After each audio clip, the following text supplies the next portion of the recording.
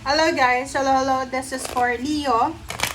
Welcome Leo sa aking channel, Kapalaran 888. Welcome. Alamin natin kung anong messages, vibration, gabay energy para sa inyong lahat. Okay, Leo. You have Ace of Pentacles. I'm sorry, Knight of Cups. Knight of Cups and then the flowers, the garden. Okay, so this is number 10. 1 plus 9 is 10. So, sinasabi ng bara sa'yo, Leo, na prepare yourself, ihanda mo yung sarili mo because there's a good news coming para sa'yo. Etong good news na to ay pwedeng magdala sa'yo ng sobrang kaligayahan kasi nga diba good news. Sabihin natin na pwedeng involve yung money or maybe involve yung relationship.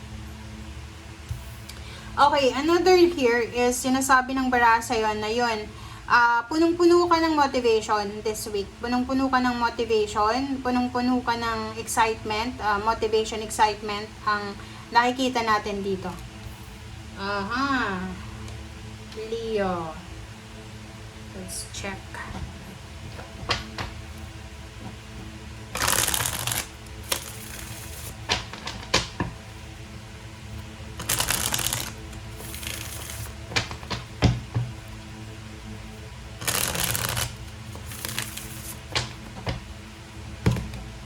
Sorry.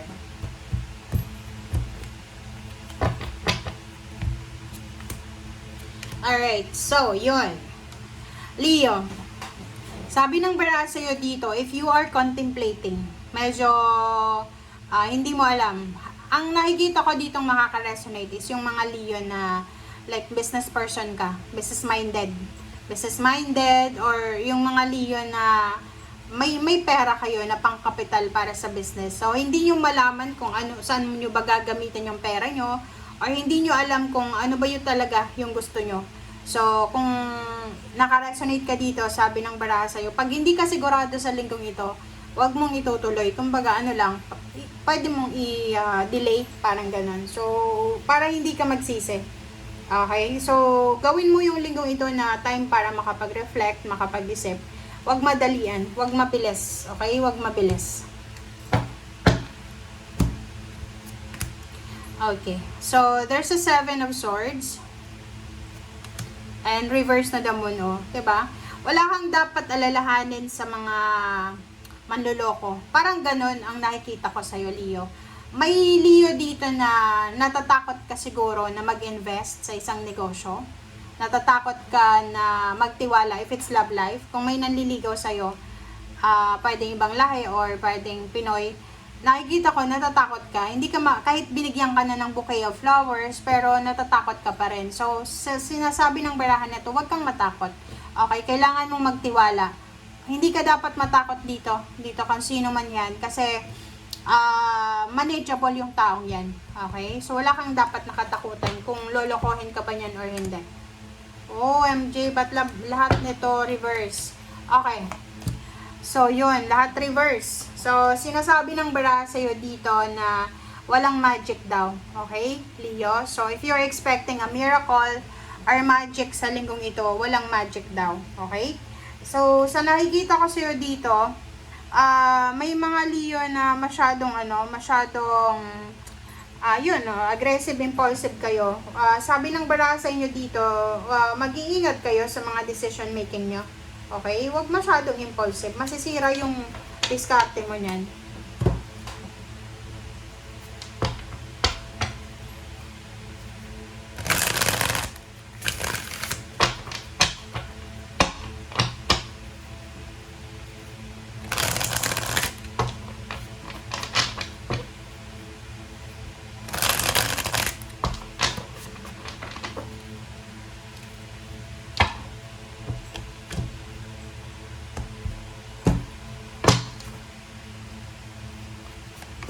Okay, Two of Ariel. Wow. Sinasabi ng bara sa'yo dito, Leo, na importante daw sa linggong ito na magkaroon ka ng balanse.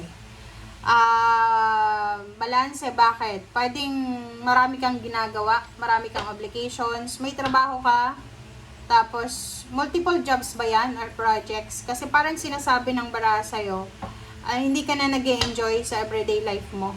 Hindi ka na nag-e-enjoy kasi marami kang ginagawa, marami kang trabaho. Kailangan mo ng balanse. nagmo-multitask ka, pero kulang ka sa oras. So, sabi ng baraha sa'yo dito, making work fun. Make your work fun, 'di ba? So, dapat nag-e-enjoy ka sa ginagawa mo. Alright.